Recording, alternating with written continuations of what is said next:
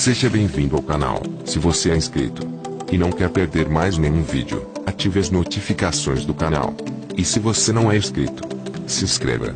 Vá até o sino e ative enviar para mim todas as notificações do canal. Fazendo isso, você ficará por dentro de qualquer postagem nova e atualização. Ajude também a divulgar os vídeos. Para fazer isso, é só deixar seu like. O canal Despertar agradece.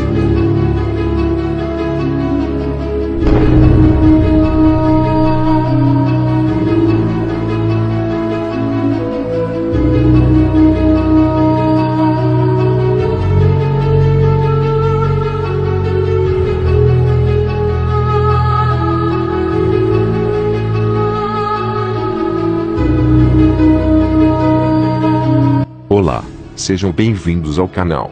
Após um inscrito do nosso canal pedir para fazer um vídeo sobre o verdadeiro nome do Criador, fui fazer uma pesquisa sobre o assunto.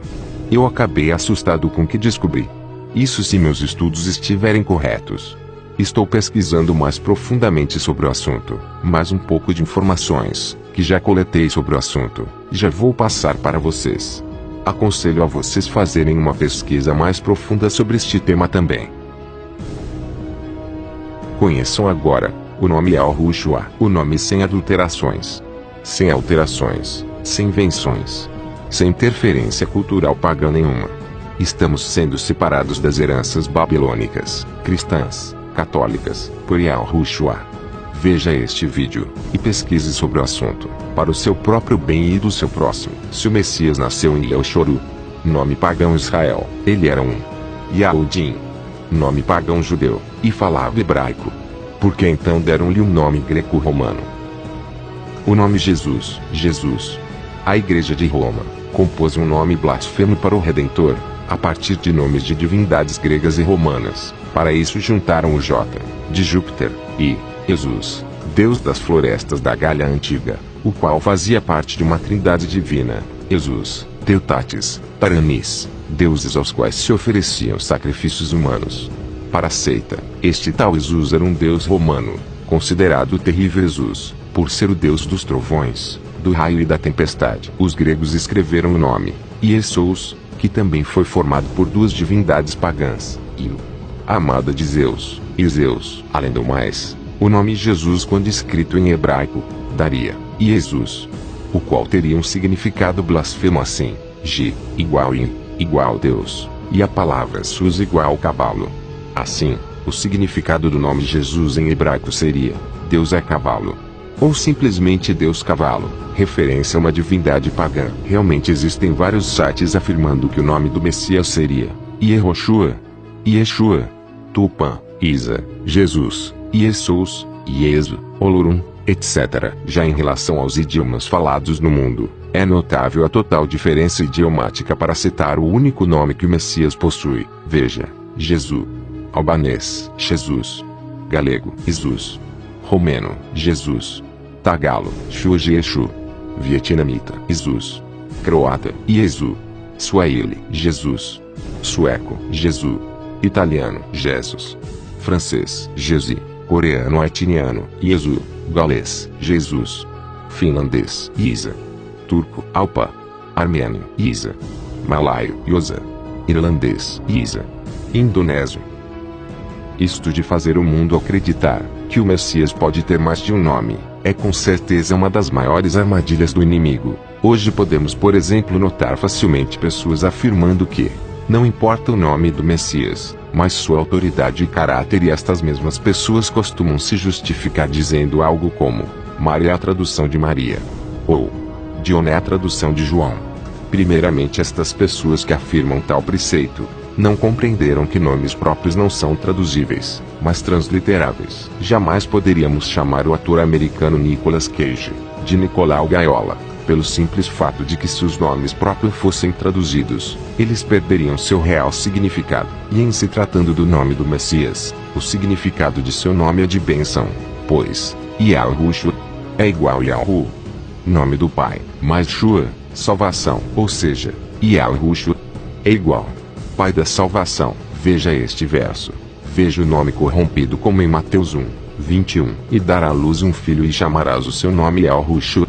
que foi corrompido como Jesus, porque ele salvará o seu povo dos seus pecados. Perceba o porquê do Criador ter escolhido este nome para seu filho, porque ele salvará o seu povo dos seus pecados. As supostas versões traduzidas para os nomes sagrados é um erro tremendo, pois os nomes perderiam sua originalidade. Agora imagine, por exemplo, se alguém fosse condicionado a crer quando criança que o nome do Messias fosse Satã.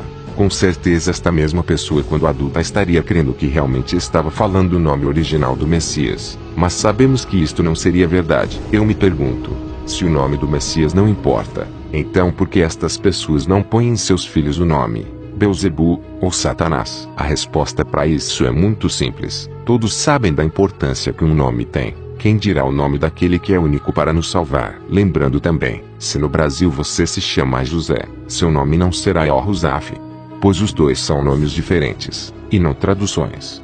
Da mesma forma é o nome do verdadeiro Messias, Yahushua. A tradução de Yahushua não é Jesus.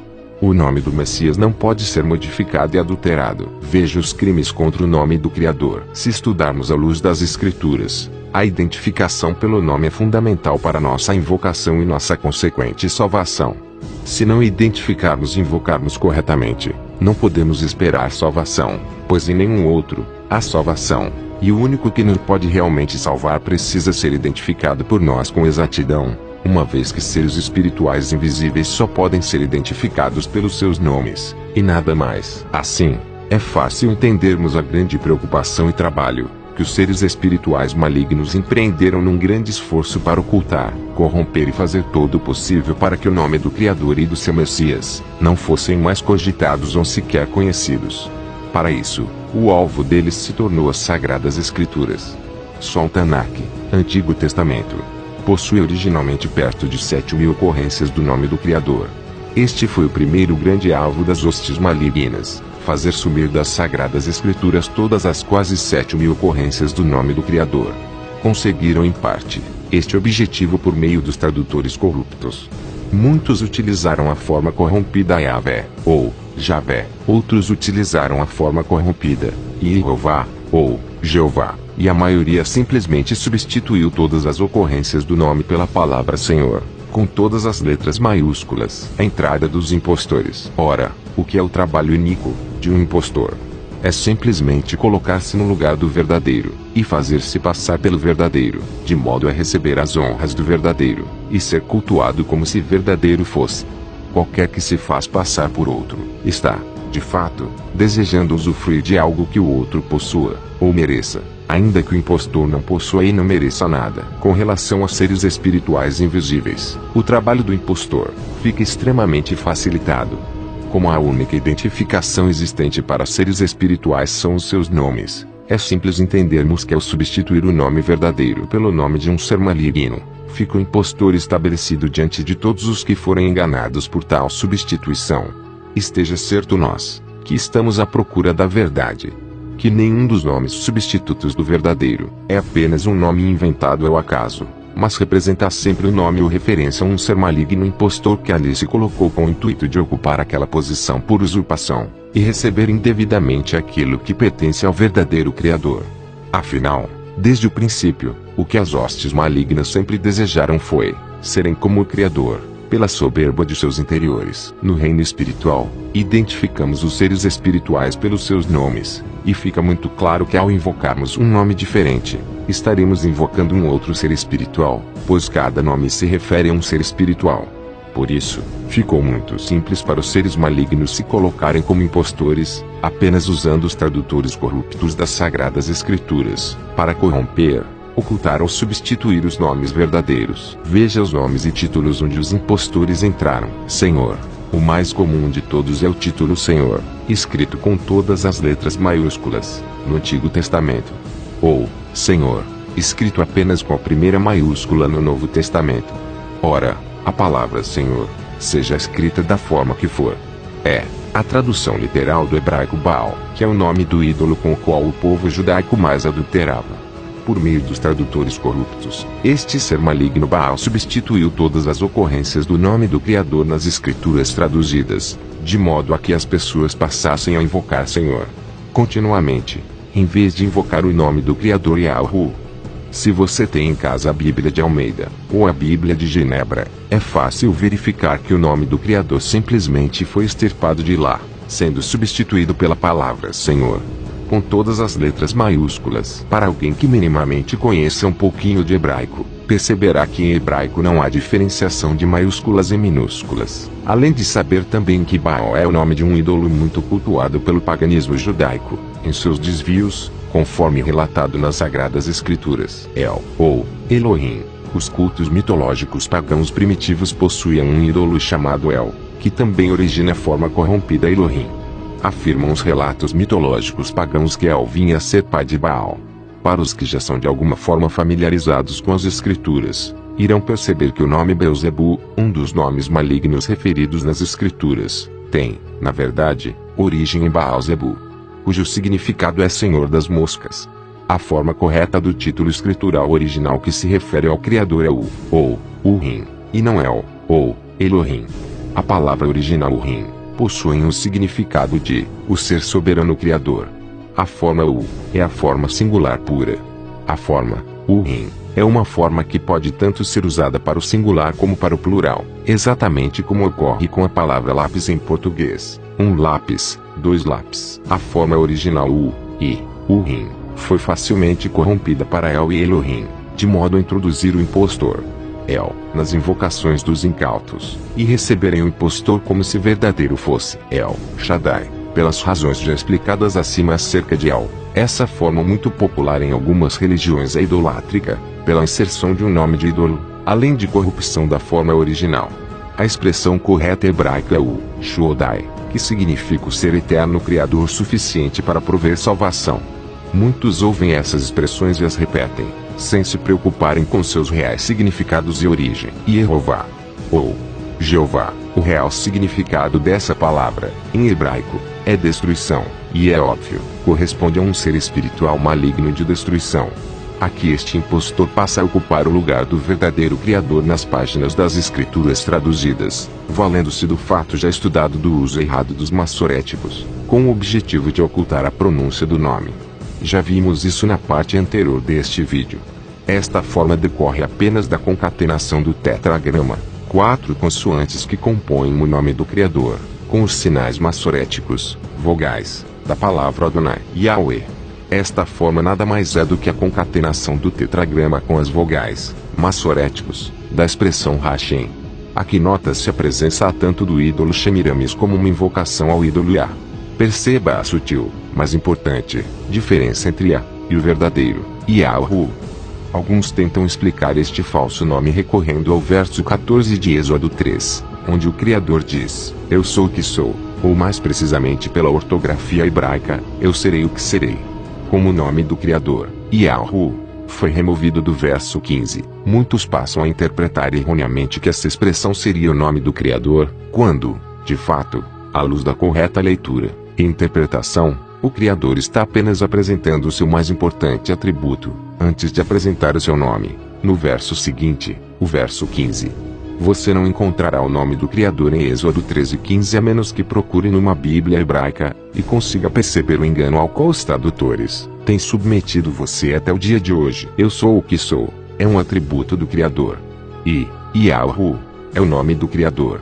São coisas diferentes. Deus. Este título é o mais usado de todos, sem dúvida. Contudo, poucos se preocupam com seu significado ou origem, sendo assim enganados e iludidos pelo ser espiritual maligno que se coloca como impostor, para usufruir indevidamente daquilo que pertence somente ao verdadeiro Criador Yahu. Esta palavra na língua portuguesa é proveniente direta do ídolo Zeus da mitologia pagã grega. Os linguistas afirmam que é das evidências mais rudimentares a origem desta palavra em Zeus, sendo Zeus, Deus, e Deus, foneticamente, uma única palavra e um único nome de ser maligno. As três começam com consoantes de mesma forma fonética, são seguidas de ditongos idênticos, e terminam pela mesma letra.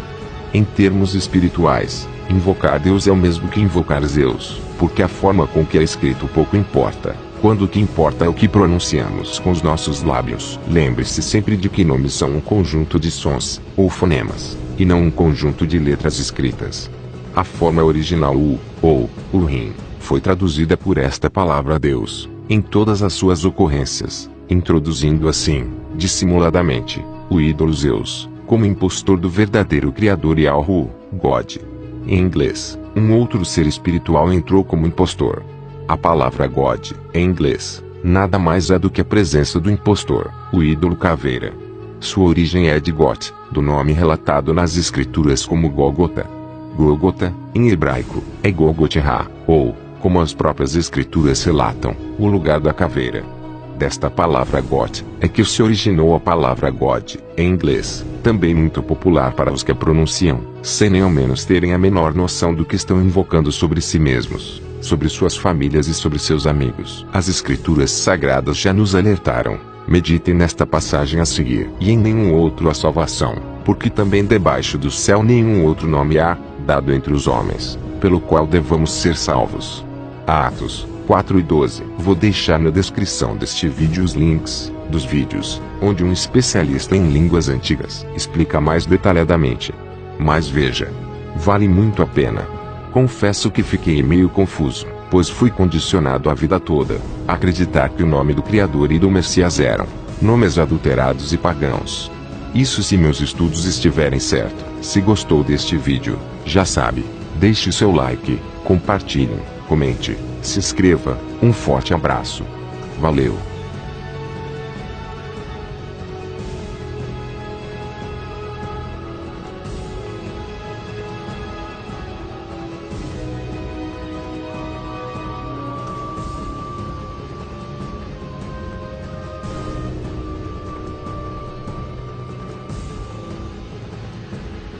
Muito tem se falado acerca de um tal planeta chamado Nibiru, que poderá se chocar com a Terra. Tem se falado também que ele é o segundo Sol, que foi avistado em alguns lugares pelo mundo. Outros falam que seu choque com a Terra está profetizado em Apocalipse 8:10. E o terceiro anjo tocou a sua trombeta. E caiu do céu uma grande estrela ardendo como uma tocha, e caiu sobre a terça parte dos rios, e sobre as fontes das águas. E o nome da estrela era Absinto. E a terça parte das águas tornou-se em absinto, e muitos homens morreram das águas, porque se tornaram amargas. Mas, espere um pouco.